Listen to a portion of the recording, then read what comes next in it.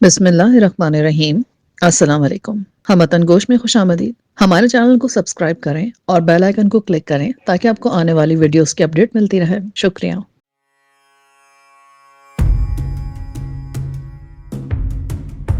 جب محبت میڈیا کے بازار میں ناچتی ہے، جب روحانیت سیاست کی سولی چڑھتی ہے، جب حسن و عشق سسٹم سے بغاوت کرتے ہیں، تب دلوں میں آگ بھڑکتی ہے اور آج دلوں کو جلا کر خاک کر دیتی ہے۔ شوبز، تصوف، سیاست اور محبت کے درمیان جھولتی دل کو داستان آج مسلسل کافر صدیق۔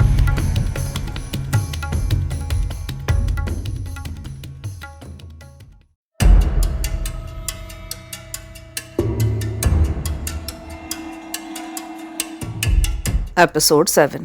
راستے میں راحت نے پوچھا، پولیس والے کیا کیا پوچھیں گے؟ وہی کچھ جو سبحان ملک نے پوچھا۔ احمد علی اختر نے جواب دیا، فرق صرف لہجے اور انداز کا ہوگا۔ پولیس کی پہلی کوشش یہی ہوتی ہے کہ تابڑ توڑ سوال کر کے سچ اگلوا لیا جائے، ورنہ پھر لتر پریڈ۔ لتر پریڈ؟ تم تو اتنے عرصے ملک سے باہر رہے ہو، کچھ عرصے قبل واپس آئے ہو، تمہیں بھی واسطہ پڑ گیا کیا؟ ابھی تک تو نہیں پڑا، مگر میں اسی ملک کا باسی ہوں۔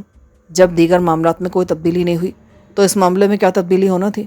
وہ کیا کہتے ہیں اپنے حضرت منیر نیازی صاحب کہ حرکت تیز تر اور سفر آہستہ آہستہ۔ راحت نے احمد علی کو دیکھا، اس کے چہرے پر گہری سنجیدگی تھی۔ وہ 15 منٹ کے بعد متعلقہ تھانے پہنچ گئے۔ ایس پی دریاب رضا ان کا منتظر تھا۔ اس نے اپنے سامنے FIR درج کروائی، نامعلوم اغوا کنندگان کے خلاف۔ مجھے اس کی کاپی دے دیجئے، راحت نے کہا۔ اتنی جلدی؟ ایس پی نے پوچھا۔ احمد علی اختر نے کہا، مجھے سبحان ملک صاحب نے کہا تھا۔ اوہ اچھا، دریاب رضا نے کہا اور SHO سے بولا، اس کی کاپی دے دو صاحب کو۔ جی سر۔ اس نے سلوٹ کیا اور باہر چلا گیا۔ دریاب رضا نے پوچھا، راحت صاحب، کوئی ایسا نام، ایسا فون جو آپ کی موجودگی میں آیا ہو، جس سے شیری گل پریشان ہوئی ہو اور آپ سے کہا ہو؟ میں نے آپ کو بتایا نا کہ ہماری ملاقات کو زیادہ طویل عرصہ نہیں گزرا، اس لیے میں ان کی ذاتیات کے حوالے سے کچھ نہیں کہہ سکتا۔ ان سے میری چند ہی ملاقاتیں ہوئی تھیں۔ جی۔ دریاب رضا نے سر ہلایا، پھر مسکرا کے بولا، ویسے کمال ہے آپ، چند ہی ملاقاتوں میں آپ ان کے اتنے قریب پہنچ گئے۔ کیا مطلب؟ مطلب کچھ نہیں، میں تو صرف کہہ رہا تھا، دراصل مجھے آپ سے حسد ہو رہا تھا۔ دریاب رضا نے بات اڑا دی۔ احمد علی نے اسے غور سے دیکھا، وہ بڑی شریر نگاہوں سے انہیں دیکھ رہا تھا۔ اچھا؟ احمد علی نے مسکرا کے کہا، سیانے کہتے ہیں پولیس والوں کے حسد سے ڈرنا چاہیے، یہ اگر رقیب ہو جائے نا تو بڑے خطرناک ثابت ہوتے ہیں۔ صرف رقیب ہی نہیں، بعض اوقات تو دوست بھی بہت خطرناک ہوتے ہیں۔ دریاب رضا نے مسکرا کر کہا، دراصل ہماری ڈیوٹی ہی ایسی ہوتی ہے کہ لوگ ہم سے توقع رکھتے ہیں کہ ہم ہر حال میں ان کا ساتھ دیں گے۔ ساتھ تو دیتے ہیں، راحت نے کہا۔ روزانہ اخبارات کے صفحات اور TV کی بریکنگ نیوز اس کی گواہ ہیں۔ ہاں مگر یہ بھی تو ہے کہ تم ہوئے دوست جس کے، اس کا دشمن آسماں کیوں ہو؟ دریاب رضا ہنسنے لگا۔ پولیس کی کہانی بڑا عجیب سلسلہ ہے، کبھی ہم استعمال حق میں ہوتے ہیں اور کبھی مخالفت میں۔ یہ تو استعمال کرنے والوں پر منحصر ہے، پولیس کا کام استعمال ہونا نہیں ہوتا۔ راحت نے اسے دیکھا، اس کا لہجہ بڑا تیکھا تھا۔ یہاں کون استعمال نہیں ہوتا؟ دریاب رضا نے پوچھا۔ چودھری سے پردھان تک سبھی استعمال ہوتے ہیں، استعمال کرتے ہیں اور ملبہ ڈال دیا جاتا ہے پولیس پر۔ پھر تو ہم بھی جب موقع ملے دل کی بھڑاس نکال لیتے ہیں۔ کبھی استعمال کرنے والے ہمارا نام لیتے ہیں تو ہم بھی کہہ دیتے ہیں کہ صاحب معاف کیجیے گا، ہمیں یقین ہے آپ بھینسے تو کیا گدھا بھی نہیں چرا سکتے، مگر کیا کریں، آپ مانے یا نہ مانے ہم تو آپ کو چور ثابت کر ہی دیں گے۔ کل جب آپ کا وقت آئے گا تو ہم ہاتھی کو ہرن ثابت کر دیں گے۔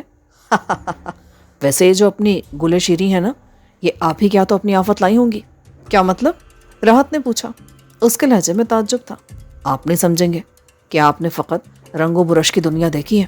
یہ جو مصور ہوتے ہیں نا، یہ اپنی مرضی کی تصویر میں اپنی مرضی کا رنگ بھرتے ہیں، اپنی خواہش کی خد و خال موئے قلم سے نمایاں کرتے ہیں، مگر اصل حقیقت مختلف ہوتی ہے، تلخ ہوتی ہے۔ مگر بھائی بھلا ہماری کون سنتا ہے؟ میں آپ کا مطلب نہیں سمجھا۔ آپ کیا کچھ جانتے ہیں؟ ہم کیا جانیں گے؟ ہم جو جانتے ہیں فائلوں میں دفن کر دیتے ہیں، پھر جب چاہیں گڑے مردے نکال کر زندہ کر دیتے ہیں۔ آپ شیری گل کے متعلق کہہ رہے تھے، احمد علی نے آہستہ سے کہا۔ جی، تو میں یہ کہہ رہا تھا کہ شوبز کی دنیا کے تقاضے نہیں آتے اپنی شیری گل کو، جو ان کو پرکھنا چاہتے تھے، صدقے واری ہونا چاہتے تھے، دن رات ان کے ناز و نخرے برداشت کرنے کو تیار تھے، کبھی ان پر نگاہ التفات تک نہ ڈالی۔ ارے بھائی، جب آپ آ ہی گئی ہو شوبز میں تو پھر اس کے فنی تقاضے بھی تو نبھانا سیکھو. دل جلاتی ہو, جان سکھاتی ہو تو کلیجے میں ٹھنڈ بھی تو ڈالو. برا مت مانیے گا, بڑا عامیانہ انداز ہے آپ کا, راحت نے زہر خند لہجے میں کہا. اس کا جی چاہ رہا تھا کہ ایک زوردار گھونسا دریاب رضا کے منہ پہ دے مارے اور اس کے بھرے بھرے ہونٹ چمکتے ہوئے دانت پس کر خون آلود ہو جائے. آپ کو غصہ آ رہا ہے؟ ہم کو آپ کے غصے پر پیار آ رہا ہے. یہ میرے ذاتی جذبات کی ترجمانی نہیں ہے, عوامی جذبات ہیں شیری گل کے چاہنے والوں کے. پارٹیز میں لوگ ان کے متعلق ایسی ہی گفتگو فرماتے ہیں, دل کے پھپولے پھوڑتے ہیں. دونوں سے دیکھنے لگے. عجیب سا آدمی تھا وہ. ایسے کیا دیکھ رہے مجھے؟ کیا پولیس والوں کے جذبات نہیں ہوتے, احساسات نہیں ہوتے, ان کو دل لگانا نہیں آتا, یا ان کے ساتھ دل لگی نہیں ہوتی؟ میں توقع نہیں کر رہا تھا کہ آپ ایسے ہوں گے. احمد علی نے کہا. ہیں کواکب کچھ, نظر آتے ہیں کچھ, دیتے ہیں دھوکہ یہ بازیگر کھلا. ہمیں ایسے ہی سمجھ لیجئے جناب. اچانک کمرے میں ایک عورت داخل ہوئی. راحت نے اسے غور سے دیکھا. اس نے بھی راحت کو دیکھا اور ہنس دی. ارے بابو, جا تیری جوڑی سلامت رہے, بچے جیے. کیا؟ راحت چکرا گیا. یہ تو وہی عورت تھی جو کہ مزار شریف پر انہیں ملی تھی اور جس نے ان کے گلے میں گلاب کے ہار ڈالتے ہوئے انہیں دعا دی تھی. راحت نے اس کی طرف دیکھا, پھر ایس پی دریاب رضا کی طرف. اس سے پہلے کہ وہ کہتا, وہ بولی, دریاب میں ذرا فریش ہو لوں, پھر بات کرتی ہوں. اوکے, دریاب رضا نے اطمینان سے کہا. وہ دفتر سے ملکہ واش روم میں چلی گئی. یہ کون ہے؟ راحت نے سرسراتے لہجے میں پوچھا. آپ ان کو جانتے ہیں؟ دریاب نے پوچھا. یہ تو مجھے مزار کی سیڑھیوں پر نظر آئی تھی. انہوں نے گلاب کا ہار ڈالا تھا اور ہمیں دعا دی تھی. ارے جا بابو, تیری جوڑی سلامت رہے, بچے جی. اس نے دیکھا ہوگا, سب دیکھا ہوگا, ضرور اس نے گاڑی کا نمبر بھی لیا ہوگا. اچھا, خیر ابھی پوچھ لیتے ہیں, کیا یہ بھی پولیس کا حصہ ہے؟ ہاں جی, پولیس ایسے تو کام نہیں کرتی. اور پھر درگاہ شریف میں ملک بھر سے لوگ آتے ہیں. یہاں ساحل سمندر پر تفریح کے لیے لوگوں کا ازدحام ہوتا ہے. ایسے میں کرمنل کے ملنے اور پیغام رسانی کے لیے یہ جگہ نہایت موزوں ہے. بنا نظروں میں آئے اطمینان سے رابطے کیے جاتے ہیں. دریاب رضا نے بتایا اور راحت کی طرف دیکھا. وہ ٹکٹکی باندھے اسی دروازے کو دیکھ رہا تھا جہاں سے وہ عورت اندر گئی تھی. اتنی دیر میں چائے آ گئی, 7 بسکٹ بھی تھے. اس تکلف کی کیا ضرورت تھی؟ احمد علی نے کہا. دریاب نے اس کی طرف غور سے دیکھا, پھر بولا, اگر آپ رنجیدہ نہ ہوں اور حواس کو قابو میں رکھیں تو میں آپ کو ایک بات بتا دوں. کیا؟ احمد علی نے اپنی سوالیہ نگاہیں دریاب رضا کے چہرے پر گاڑ دی. اگر آپ کے گمان میں ہے کہ شیری گل صبح تک مل جائیں گی تو شاید آپ مایوس ہوں گے. کیا مطلب؟ اغوا کرنا بچوں کا کھیل نہیں. موجودہ قوانین کے تحت یہ دہشت گردی میں شمار کیا جاتا ہے اور بعض اوقات اس کی سزا موت بھی ہو سکتی ہے. لہٰذا جو بھی یہ کام کرے گا وہ سوچ سمجھ کر کرے گا. اور پھر یہ کوئی عام سا اغوا کا کیس نہیں ہے. ملک کی مشہور و معروف سپر ماڈل گرل کے اغوا کا معاملہ ہے. کیا آپ کے خیال میں جس نے بھی حرکت کی ہے اس نے نتائج کی پرواہ کیے بغیر سب کچھ کیا ہوگا؟ نہیں حضرت, یہ تو لمبا گیم ہے. آپ کو کیسے پتہ چلا؟ آپ نے تو ابھی تک تفتیش بھی شروع نہیں کی. تجربہ, چھٹی حص, مشاہدہ. پولیس والے اگر کڑیاں نہیں ملائیں گے تو اور کون ملائے گا؟ حادثے کے متاثرین تو بس حواس باختہ لوگوں کو ہجوم ہوتے ہیں. بھوسے کے ڈھیر سے سوئی برآمد کرنا اور کوے کے پر سفید کرنا ہم سے بہتر کون جانتا ہے؟ دریاب رضا ہنسنے لگا. راحت نے اس کے ہنسنے کی آواز پر چونک کر دیکھا اور بولا کہ کیا ہوا؟ اتنے میں وہ عورت باہر آ گئی. اس وقت وہ گلابی رنگ کے لباس پہ ملبوس تھی. چہرہ گورا اور آنکھیں بڑی بڑی تھیں. مجموعی طور پر وہ ایک پرکشش عورت تھی. یہ جانتی ہے؟ راحت نے کہا. کیا ہوا؟ وہ ان کے برابر پڑی کرسی پر بیٹھ گئی. اطمینان سے چائے کا کپ اٹھایا اور ہونٹوں سے لگا لیا. 4 نمبر کی میٹنگ رات 3 بجے ہوگی, PIDC کی بلڈنگ کے نیچے, پان والے کھوکے پر. اوکے, میں دیکھ لوں گا, دریاب رضا نے کہا. راحت نے مچلتے ہوئے انداز میں کہا. آپ ان سے پوچھتے کیوں نہیں؟ کس کے متعلق؟ آپ نے دیکھا ہوگا وہ اس کو اٹھا کر لے گئے. آخر آپ لوگ توجہ کیوں نہیں دیتے؟ دریاب رضا نے ایک بار پھر راحت کی طرف دیکھا اور اس عورت سے مخاطب ہوتے ہوئے بولا. یہ راحت قزل باش ہے, مشہور مصور. یہ احمد علی اختر ہے, شیری گل لان کے مالک. شیری گل لان؟ میں بھی تو اسی لان کا سوٹ پہنے ہوئے ہوں. تو آپ جن کے ساتھ تھے وہ شیری گل تھی؟ اس نے تجاہل عارفانہ کا مظاہرہ کیا. میں نے تو بالکل بھی دھیان نہیں دیا. ہاں, وہ خوبصورت بہت تھی. میرے تو وہم و گمان میں بھی نہیں تھا کہ وہاں شیری گل آ سکتی ہے. عرفانہ, کیا آپ نے کچھ دیکھا تھا؟ نو, میں تو 4 نمبر کے پیچھے تھی. ان دونوں کو دیکھا تو ان کا جوڑا اچھا لگا. اتنے میں مجھے 4 نمبر ایک آدمی کے ساتھ جاتا دکھائی دیا. میں اس کے پیچھے لگ گئی. وہ دونوں باتیں کرتے آگے چلے جا رہے تھے. میں ان کے پیچھے تھی. اس وقت مجھے وہ شیدہ ارشد دکھائی نہ دیا, ورنہ اس کے ساتھ موٹر بائک پر بیٹھ جاتی. کمبخت 1.5 گھنٹہ مٹر گشت کرتے رہے. پر ہوا کیا؟ شیری گل کو اغوا کر لیا گیا ہے. اچھا, لیکن کیوں؟ اسی سوال کا تو جواب ڈھونڈنا ہے. کیا آپ نے کوئی گاڑی دیکھی تھی, ڈبہ جس میں اس کو لے جایا گیا تھا؟ راحت نے بے چینی سے پوچھا۔ میں نے بتایا تو ہے کہ میں کسی اور معاملے میں بزی تھی، اگر کوئی غیر معمولی بات دیکھتی تو ضرور اس کو نوٹ کرتی، لیکن یہ میرے سامنے نہیں ہوا۔ راحت کا چہرہ عرفانہ کی بات سن کر جیسے تاریک سا ہو گیا، اس کا سر یوں جھک گیا جیسے مایوسیوں نے اس پر چاروں طرف سے الغار کر دی ہو۔ میں نے پہلے بھی کہا تھا کہ آپ لوگ مایوس اور دل گرفتہ نہ ہو، ایسے معاملات میں اپنے اعصاب پر قابو پانا سب سے ضروری ہوتا ہے، اور ساتھ ساتھ یہ سوچنا بھی ضروری ہوتا ہے کہ اس اغوا کے محرکات کیا ہو سکتے ہیں، اس کا فائدہ آخر کس کو ہوگا، یہ ہم کیسے پتہ کریں؟ احمد علی اختر نے فوراً سوال کیا۔ انتظار کیجئے، وہ ضرور رابطہ کریں گے، دریاب رضا نے کہا۔ کیا وہ مجھ سے رابطہ کریں گے؟ راحت نے بے چینی سے پوچھا۔ میں ان کو جتنے پیسے مانگیں گے دے دوں گا، اپنا گھر بھیج دوں گا۔ راحت کا انداز سخت جذباتی تھا۔ دریاب رضا نے غور سے اس کو دیکھا، پھر ٹھہرے ہوئے لہجے میں کہا، کیا آپ کی مس شیری گل سے شادی ہو گئی ہے؟ نہیں، یہ کیسی باتیں کر رہے ہیں آپ؟ منطقی باتیں کر رہا ہوں۔ جب شیری گل سے آپ کا کوئی رشتہ نہیں، آپ کی دوستی فقط چند ماہ پرانی ہے، تو پھر وہ آپ سے رابطہ کیوں کریں گے؟ وہ تو رابطہ اس سے کریں گے جو ان کے کیے کا پھل دے سکے۔ احمد علی اختر نے دریاب رضا کی طرف دیکھا، وہ واقعی ٹھیک کہہ رہا تھا۔ احمد علی نے آہستہ سے کہا، شیری گل سینیٹر سردار شوکت داد کی سگی بھانجی ہے۔ مجھے اندازہ تھا۔ کیسا اندازہ؟ یہ ایک ہائی پروفائل کیس ہے، معاملہ کچھ اس کا، اصل میں منظر کچھ اور۔ کیا مطلب؟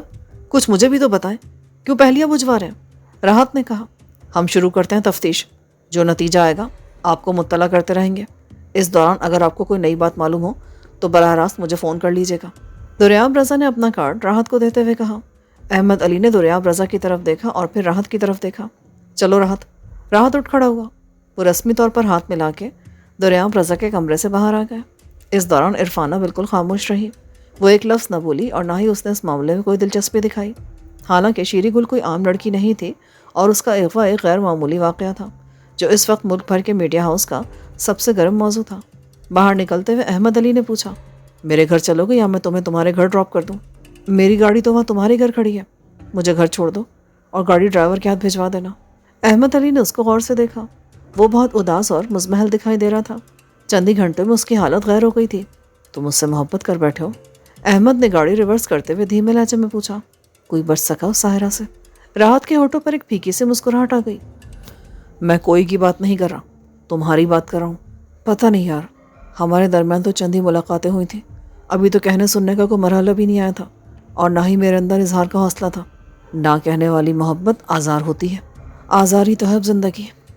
راحت نے دھیمے لہجے میں کہا اور احمد علی کی طرف دیکھا، پھر نگاہیں ونڈ اسکرین پر جما دی۔ اسی وقت اس کے فون پر بیل ہونے لگی۔ اس نے اسکرین پر دیکھا اور پش کر کے خاموش کر دیا۔ کس کا فون تھا؟ کسی نیوز رپورٹر کا تھا۔ میں نے تو فون ہی بند کر دیا تھا، بے دہانی میں کھولا تو اس کی کال آ گئی۔ اس کو بھی شیری گل کے حوالے سے بات کرنا ہوگی۔ ہاں یار، یہ میڈیا بڑا ظالم ہے، ہمیں اپنے احساسات بھی منجمد نہیں کرنے دیتا۔ راحت نے تلخی سے کہا۔ منجمد احساسات؟ احمد نے حیرت سے دہرایا۔ حادثہ ہوتا ہے تو اعصاب ٹوٹ جاتے ہیں، روح کے تاروں پود بکھر جاتے ہیں، دماغ معاف ہونے لگتا ہے۔ تم نے دیکھا کہ شدید رنج میں، صدمے میں ہوش و حواس مختل ہو جاتے ہیں۔ قدرت اعصاب پر پڑنے والے دباؤ کو برداشت کرنے کے لیے دفاعی نظام کے بٹن کو دبا دیتی ہے، بندہ بے ہوش ہو جاتا ہے، اور جب ہوش میں آتا ہے تو لاشعوری نظام کے تحت برداشت کا مادہ پیدا کر لیتا ہے، مگر اس کے لیے بے ہوشی کی، بیگانگی کی مدت چاہیے ہوتی ہے۔ مگر یہ میڈیا والے پوچھ کر، کریت کر احساسات کو سنبھلنے کا موقع ہی نہیں دیتے۔ تجسس فطرت ہے، احمد علی نے آہستہ سے کہا۔ لوگ جاننا چاہتے ہیں اور وہ اس میں احساسات کی پرواہ نہیں کرتے۔ راحت نے اس کی طرف دیکھا اور ایک لمبی سی ہوں کر کے خاموش رہا۔ احمد علی خاموشی سے گاڑی ڈرائیو کرتا رہا۔ تھوڑی دیر میں راحت کا گھر آ گیا۔ راحت نے دروازہ کھولا اور اطلاعی گھنٹی پر انگلی رکھ دی۔ ذرا دیر میں گھر کا دروازہ کھلا۔ راحت نے احمد علی کی طرف دیکھا۔ احمد علی نے لمحے بھر میں فیصلہ کیا، مجھے راحت کو اکیلے چھوڑنا چاہیے، اسے خود سے اپنے بکھرے وجود کو مجتمع کرنے کے لیے وقت چاہیے، اسے وقت دینا چاہیے۔ اس نے ہاتھ کے اشارے سے خدا حافظ کہا اور کار آگے بڑھا لے گیا۔ راحت گھر میں داخل ہوا۔ ملازم اس کے پیچھے پیچھے اندرونی حصے میں داخل ہو گیا۔ رفیق اس کے گاؤں کا لڑکا تھا اور اس کے دور کا رشتہ دار بھی۔ اس نے انٹر کیا تھا مگر نوکری نہیں ملی۔ وہ راحت کو ڈھونڈتا ہوا اس تک پہنچ گیا۔ راحت نے اس کو اپنے پاس رکھ لیا۔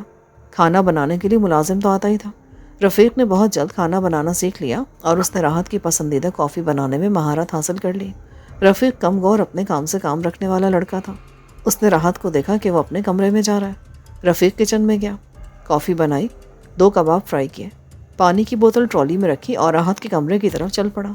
کمرے کا دروازہ بند تھا مگر لاک نہیں تھا۔ راحت کبھی اپنے کمرے کو لاک نہیں کرتا تھا۔ اس نے دروازہ کھولا اور ٹرالی لے کر اندر داخل ہو گیا۔ راحت بیڈ پر چت لیٹا چھت کو گھور رہا تھا۔ اس کے دونوں ہاتھ سر کے نیچے تھے۔ کمرے میں ایئر کنڈیشن کی خوشگوار سے خنکی تھی۔ بھائی جی کچھ کھا لیں۔ راحت نے سر گھما کر رفیق کو دیکھا۔ کافی اور شامی کبابوں کی مہک نے اسے یاد دلایا کہ اس نے کافی دیر سے کچھ نہیں کھایا ہے۔ وہ اٹھ بیٹھا۔ اس نے کباب کی پلیٹ اٹھا لی اور کھانے لگا۔ رفیق نے گلاس میں پانی ڈالا اور اس کے سامنے رکھ دیا۔ میں کسی سے ملنا نہیں چاہتا، کوئی بھی آئے تو کہہ دینا کہ میں نہیں ہوں۔ جی بھائی جی، بہتر ہے، میں سونا چاہتا ہوں۔ جی۔ راحت نے کافی کا مگ اٹھا لیا اور گھونٹ بھرنے لگا۔ تھوڑی دیر میں رفیق ٹرالی واپس لے گیا۔ اس نے جاتے ہوئے دروازہ آہستہ سے بند کر دیا۔ رفیق سوچ رہا تھا آج بھائی جی بہت بدلے بدلے سے نظر آ رہے تھے۔ ایسا لگ رہا تھا جیسے ان کی فصل اجڑ گئی ہو۔ رفیق کو یاد آیا جب سیلاب آیا تھا، ان کی ادھار کھاد، ادھار بیجوں کی کھڑی فصل تباہ ہو گئی تھی، تو ابا کے چہرے پر ایسا ہی ملال، ایسا ہی دکھ تھا۔ رفیق نے سر جھٹکا اور خود سے بولا، میں بھی پاگل ہوں، بھلا بھائی کی کون سی زمینداری ہے جو ان کی فصل اجڑ جائے گی؟ مگر وہ نہیں جانتا تھا کہ راحت کے دل کی کھیتی اجڑ گئی تھی، وہ فصل جس پر ابھی بور چڑھا ہی تھا کہ اجڑ گئی۔ دریاب رضا نے عرفانہ کی طرف غور سے دیکھا۔ عرفانہ نے کسمسا کے کہا، کیا بات ہے، یوں کیوں دیکھ رہے ہیں؟ یہ تو ممکن ہی نہیں کہ تم نے شیری گل کو نہ پہچانو۔ بھائی میں ٹی وی نہیں دیکھتی۔ چلو ٹی وی نہ دیکھو مگر جو دیکھا وہ تو بتا دو، کیا یہ کیس آپ کو ملا ہے؟ ظاہر ہے ہمارے تھانے کی حدود میں ہوا ہے تو ہمیں ہی دیکھنا پڑے گا۔ دریاب رضا نے استفہامیہ نگاہوں سے عرفانہ کو دیکھا۔ اس کیس میں سے کچھ نہیں نکلے گا۔ کیا مطلب؟ کیا جانتی ہو تم اور کیسے کر سکتی ہو؟ کس کیس میں سے کچھ نہیں نکلے گا؟ اس سے پہلے بھی ایک ہیروئن کڈنیپ ہو چکی ہے۔ ایک نے ہوٹل کی چھت سے کود کر خودکشی کر لی تھی، ایک نے عین اپنے عروج میں اپنا کریئر ترک کر دیا تھا۔ سارے کے سارے کیسز داخل دفتر ہو گئے تھے۔ خودکشی کی ہزارہ وجوہات ہو سکتی ہیں، ہاں، لیکن تب آپ خودکشی نہیں کرتے جب آپ کی فلمیں ہٹ ہو رہی ہوں۔ آپ نے ایک ہفتے میں کروڑوں کی فلمیں سائن کی ہوں، ملک بھر میں آپ کو سراہا جا رہا ہو، آپ بہترین اداکارہ کے ایوارڈ کے لیے نامزد کیے جا رہے ہوں۔ عرفانہ چپ ہو گئی اور دریاب رضا کی طرف دیکھنے لگی۔ وہ گہری سانس لے کر بولا، اور پھر کریئر چھوڑنے کی وجہ شادی بھی تو ہو سکتی ہے۔ نہ شادی نہ منگنی، ہٹ فلمیں کریڈٹ پہ، اور پھر بھی آپ اچانک فیصلہ کر لیں کہ اب آپ نے اداکاری ترک کر دی ہے۔ اپنا سارا ساسا خاموشی سے سمیٹا اور کینیڈا کو سدھار گئی۔ نہ کوئی اطلاع نہ انٹرویو، جبکہ شوبز کی دنیا بغیر خبر کے سونی ہوتی ہے۔ تو پھر اس کا مطلب معاملہ کچھ اور ہے۔ لیکن تمہیں سب کیسے معلوم؟ مجھے دلچسپی ہے دنیا کو سمجھنے میں۔ اس میں ہنسنے کی کیا بات ہے؟ سلیم ذرا چائے لانا، تیز دودھ پتی والی۔ اچھا جی۔ کانسٹیبل نے اپنی جگہ کھڑے ہو کر سلوٹ مارا اور باہر نکل گیا۔ تم ان کیسز کی بات کو چھوڑو، یہ بتاؤ شیری گل کے متعلق کیا جانتی ہو؟ ہوا ہوگا ایسا ہی کوئی معاملہ جس میں کسی نے شیری گل سے کچھ کہا ہوگا، کوئی تقاضا کیا ہوگا، مگر پھر اس کے انکار پر اس کو اٹھا لیا ہوگا۔ تمہیں کیسے پتا؟ تو پھر شیری گل کو حالات حاضرہ پہ گفتگو کرنے کے لیے تو اٹھایا نہیں ہوگا نا، سامنے کی بات ہے۔ بات تو ٹھیک ہے، مگر مجھے احمد علی اور راحت سے گفتگو کے دوران ایسا کوئی کلو نہیں ملا۔ وہ دونوں ایک دوسرے کو پسند کرتے ہیں۔ کون دونوں؟ احمد علی اختر یا راحت قزل بخش؟ راحت اور شیری گل۔ میں نے ان کے انداز میں جو لگن، جو وارفتگی محسوس کی ہے نا، وہ یقیناً مستقبل کی پلاننگ کر رہے تھے۔ تم کیسے جانتی ہو اتنا کچھ؟ جب میں نے ان کے گلے میں ہار ڈالا اور انہیں جوڑی سلامت رہنے کی دعا دی نا، تو میں نے شیری گل کے چہرے کو دیکھا تھا۔ وہ ایک عورت کا چہرہ تھا۔ عورت کا چہرہ؟ میں سمجھا نہیں۔ وہ کسی ماڈل گرل کا، کسی شوبز کی عورت کا ملمہ زدہ، میک اپ سے لتھڑا ہوا چہرہ نہیں تھا۔ وہ ایک عورت کا چہرہ تھا جو محبت کے سپنے سجاتی ہے اور ایک مکمل سپردگی کی کیفیت میں ہوتی ہے۔ تم پولیس والی ہو یا کہانی لکھنے والی؟ کیوں، پولیس والوں کے احساسات نہیں ہوتے کیا؟ ہاں جی ہوتے ہیں۔ ایس پی صاحب، کیا آپ نے کبھی محبت کی ہے؟ محبت؟ اس کا اس بات سے کیا تعلق؟ پھر آپ نہیں سمجھیں گے۔ دریاب رضا خاموشی سے اسے دیکھنے لگا۔ اتنا وہ سمجھ گیا تھا کہ عرفانہ کو اس کیس کے متعلق کچھ نہ کچھ ضرور معلوم ہے، لیکن وہ کھل کر نہیں بتا رہی۔ اور وہ کھل کر کیوں نہیں بتا رہی؟ دریاب رضا کو الجھن ہونے لگی تھی۔ مختصر سا گھر اس وقت خوشبوؤں سے مہک رہا تھا۔ سرمد کے دوستوں نے اس کے منع کرنے کے باوجود اس کا کمرہ سجا دیا تھا۔ رخصتی کے بعد وہ تھوڑی دیر بیٹھ کے چلے گئے تھے۔ سرمد بیرونی دروازے کو مقفل کر کے واپس آیا اور خوابگاہ میں داخل ہونے لگا تھا کہ رک گیا۔ اس نے لمحے بھر کے لیے خود کو روکا، پھر دروازے پر ہلکی سی دستک دی اور اندر داخل ہو گیا۔ سامنے ہی فریحہ بیٹھی تھی، اس کی نگاہیں دروازے کی طرف ہی تھی۔ سرمد نے اندر داخل ہو کے پوچھا، اجازت ہے بیٹھ جاؤں؟ اجازت ہے۔ آپ اب بھی اجازت کے طلبگار ہیں؟ یہ دل، یہ گھر، یہ خادم آپ کا ہوا، جب ساری ملکیتیں آپ کے پاس ہوں تو پھر اجازت لینا تو بنتا ہی ہے نا۔ فریہ نے ایک نظر اس کی طرف دیکھا اور سر کو جھکا لیا۔ دونوں برسوں کے دوست تھے، بڑی بے تکلفی تھی ان کے درمیان، مگر آج نہ جانے کیوں دونوں کو ایسا لگ رہا تھا کہ وہ نئے نئے سے ملے ہیں، ایسے کہ جیسے کچھ سمجھ میں نہ آ رہا ہو کہ کیا کیا جائے۔ اب خاموشی رہو گی یا کچھ کہو گی بھی؟ سرمد دھیرے سے بولا، میں آپ کی شکر گزار ہوں۔ کیسی شکر گزاری؟ آپ نے ابو کو بہت سکون دیا۔ آج میں نے بہت طویل عرصے کے بعد ابو کے چہرے پر خوشی اور اطمینان دیکھا۔ میں جانتی ہوں کہ وہ میرے لیے راتوں کو کس طرح پریشان رہتے تھے۔ بس اب مزید اس بارے میں کوئی بات چیت نہیں۔ ابو نے تو مجھ پہ جو احسان کیا ہے، تمہاری صورت میں مجھے جو تحفہ دیا ہے، اس کی قدر و قیمت کا کوئی اندازہ نہیں کر سکتا۔ آئندہ ایسی بات نہ کرنا۔ آج تو مجھے یوں لگ رہا ہے جیسے میری زندگی اب مکمل ہوئی ہے۔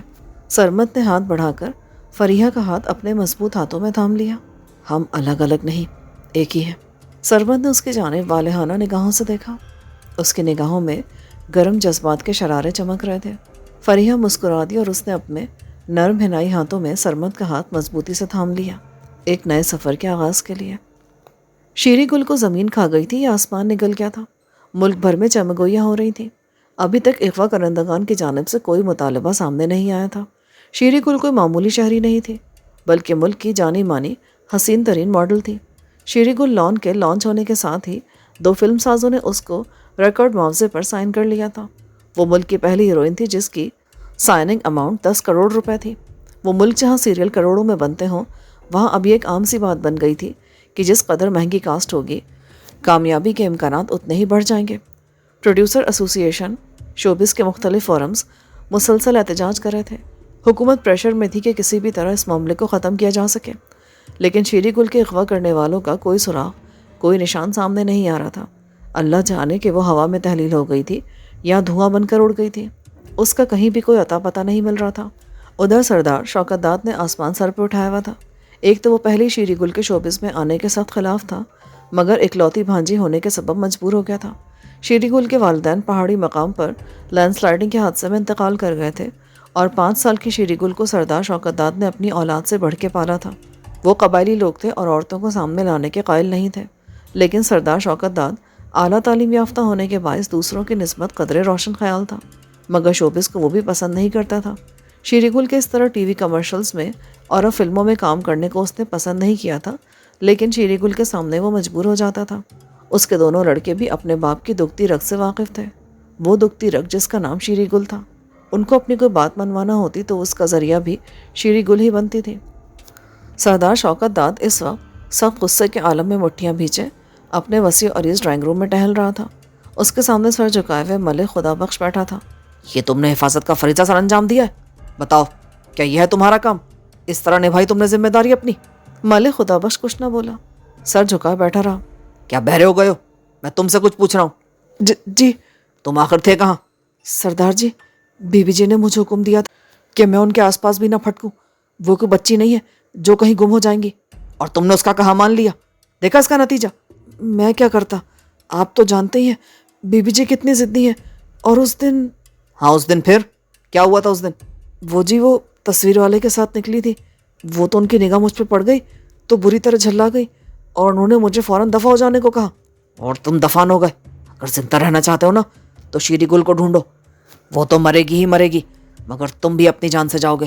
ملک خدا بخش شوکت داد کی بڑی بڑی سرخ آنکھوں میں دیکھ نہ سکا جن میں قیامت کا قہر تھا۔ اس نے اپنی نگاہیں جھکا لی۔ اس کا جرم قابل معافی نہیں رہا۔ میں نے اس کو منع کیا تھا کہ وہ اس لائن میں نہ پڑے، پر وہ نہ مانی۔ اب وہ اغوا ہو گئی اور اس کی واپسی مجھے خودکشی پہ مجبور کر دے گی۔ نہیں، میں برداشت نہیں کر سکتا۔ شیری گل، تو نے میرے لاڈ پیار کا ناجائز فائدہ اٹھایا، اب تجھے بھگتنا پڑے گا۔ سردار، مگر کیا؟ شوکت داد کی شفاف نگاہیں اس کے چہرے پہ مرتکز ہو گئیں۔ ملک خدا بخش کو یوں لگا جیسے اس کی آنکھیں نہیں، آگ کے جلتے ہوئے برمے ہیں جو اس کے اندر سوراخ کرتے ہوئے وجود کے اندر دھسے جا رہے ہو۔ وہ جس نے بھی کیا ہے، اس نے تو جی ہماری بی بی رانی کے ساتھ ظلم کیا ہے نا، تو پھر سزا بھی بی بی رانی کو ہی ملے گی کیا؟ وہ داغی عورت کا میں کیا کروں گا؟ بی بی جی مرتے مر جائیں گی، مگر اپنی عزت و آبرو پہ آنچ نہیں آنے دیں گی، پگ نہیں گرنے دیں گی۔ بے ساختہ ملک خدا بخش نے کہا۔ شوکت داد نے اس کی طرف دیکھا اور اچانک مسکرا دیا۔ ملک خدا بخش خاموشی سے شوکت داد کی بدلتی کیفیت دیکھتا رہا۔ وہ اچھی طرح جانتا تھا کہ شوکت داد کی مسکراہٹ جتنی دلکش ہوتی ہے، اس کا نتیجہ اتنا ہی بھیانک ہوتا ہے۔ میں جانتا ہوں کہ وہ بڑی ضدی ہے، انا پرست ہے، اپنی عزت پر آنچ نہیں آنے دے گی۔ اس سے پہلے کہ کوئی اس کے کپڑے کا ایک تار بھی کھینچے، اس کے بدن کو ایک انگلی بھی لگائے، وہ مر جانے کو ترجیح دے گی۔ مگر یہ بات میں جانتا ہوں، تم جانتے ہو، میرے بیٹے جانتے ہیں، مگر باہر، اس گھر کی حدود سے باہر رہنے والے لوگ، شہروں کے لوگ، سینٹ، اسمبلی، صوبائی اسمبلی کے لوگ، میڈیا کے بے رحم لوگ اور ہماری چسکے باز عوام یہ بات کبھی نہیں سمجھے گی، نہ مانے گی۔ انہیں تو یقین ہی نہیں آئے گا کہ شوبز کی عورت پاک باز بھی ہو سکتی ہے، اور پھر وہ عورت جس کو اغوا کیا گیا ہو۔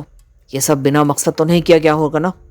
لیکن اتنے مشہور لوگوں کو، مشہور ہستیوں کو جسمانی نقصان پہنچانے کے لیے نہیں بلکہ روپے پیسے کے لیے اغوا کیا جاتا ہے۔ وہ تصویر والے کے علاوہ اور کون کون تھا اس کا ملنے جلنے والا؟ تصویر والے راحت قزلباش کی شہرت اچھی ہے، وہ گاؤں کا رہنے والا ہے، اپنے کسی دور کے رشتہ دار کے ساتھ اکیلا رہتا ہے، شراب شباب جیسے معاملات سے کوسوں دور ہے، بس اپنی تصویر کی دنیا میں مگن رہتا ہے۔ بڑی تعریف کر رہا ہے تو اس کی، آپ ملیں گے نا تو آپ کو بھی اچھا لگے گا۔ بہت اونچا فنکار ہے، تصویروں میں جیسے جان ڈال دیتا ہے، ایسا لگتا ہے جیسے بھی پل کے جھپکاتے ہوئے بول پڑیں گی۔ اچھا جی، جب اس نے رانی بی بی جی کی تصویر بنائی نا تو سچی مولا قسم مجھے یوں لگا جیسے رانی بی بی ابھی ابھی فریم میں سے نکل پڑیں گی اور مجھے ڈانٹتے ہوئے کہیں گی، تم ابھی تک یہیں کھڑے ہو، دفان نہیں ہوئے؟ خدا بخش کے ہونٹوں پر مسکراہٹ آ گئی، یوں جیسے وہ ابھی بھی اسی لمحے میں موجود ہو اور محظوظ ہو رہا ہو۔ میں تو سوچ رہا تھا کہ اس سے آپ کی تصویر بنواؤں گا۔ نہ، مجھے بت بن کر بیٹھنا پسند نہیں۔ او نہ جی، ایسے غضب کا برش چلاتا ہے کہ تصویر سے تصویر بنا دیتا ہے، مانو کہ جیسے بندہ اس کے سامنے بیٹھا۔ اس نے تصویر سے تصویر بنائی تھی بی بی جی کی، بس جی ایسے ڈوب کے کام کرتا ہے کہ بس مانو بندہ اس کی آنکھوں میں قید ہو گیا ہو۔ اس کا پتہ ٹھکانہ تو ہے نا تمہارے پاس؟ شوکت داد نے عجیب سے لہجے میں کہا۔ خدا بخش گھبرا گیا۔ اگر آپ ملنا چاہتے ہیں تو میں اٹھا لاتا ہوں۔ نہیں، ادھر ہی ملنا ہے۔ وہ جی ایک بات ہے۔ کیا؟ بک دیا کرنا، پہلیاں نہ ڈال۔ مجھے ایک بندے پر شک ہے۔ تم مجھے اب بتا رہے ہو؟ اس کو اٹھا کے کیوں نہیں لائے؟ بوٹیاں کیوں نہیں نوچی تم نے اس کی؟ کتوں کے آگے کیوں نہیں ڈالا؟ کون ہے وہ جس کے آگے تم چوڑیاں پہن کر بیٹھ گئے؟ اس کا نام غضنفر ہے، وہ منسٹری آف انڈسٹریز کے منسٹر کا بیٹا ہے، وہ بھی بڑی پہنچ والا کاروباری خاندان ہے۔ اچھا، تو پھر تم ڈر گئے؟ ایسا نہیں ہے، میں اس کے پیچھے لگا ہوا، کوئی سراغ ملے تو چھاپ لوں گا اسے۔ وہ سوراخ کو مارو گولی، اپنے بندوں کو لے جا کے سیدھا اٹھا لا اسے۔ سوراخ تو اس کے بدن کے ہر مسام سے نکلے گا، اس کی زبان ہی نہیں عزو عزو فریاد کرے گا۔ شوکت داد کا سرد و شفاف لہجہ اتنا حتمی تھا کہ ملک خدا بخش کچھ بول نہ سکا اور اٹھ کر کمرے سے باہر نکل گیا۔ سردار شوکت داد نے ملک خدا بخش کو جاتے ہوئے دیکھا اور اپنے موبائل سے کسی کا نمبر ڈائل کرنے لگا۔ اس کے ساتھ ہی ایپیسوڈ 7 کا اختتام ہوتا ہے۔ آگے کہانی سننے کے لیے ایپیسوڈ 8 سماعت فرمائیں۔